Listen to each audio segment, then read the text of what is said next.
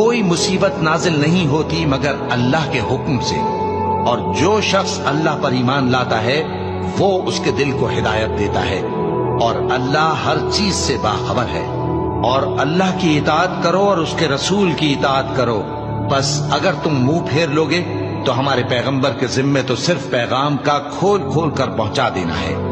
अल्लाह जो माबूद बरहक है, उसके सिवा कोई इबादत के लायक नहीं। तो मोमिनों को चाहिए कि अल्लाह ही पर भरोसा रखें। मोमिनों, तुम्हारी बीवियों और औलाद में से बास तुम्हारे दुश्मन भी है, सो उनसे बचते रहो। और अगर मुआफ कर दो और दरगुजर करो और बख्श दो तो अल्लाह भी बख्शने वाला है, मेहरबान है।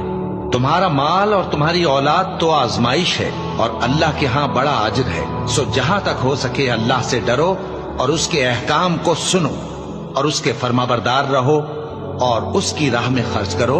ये तुम्हारे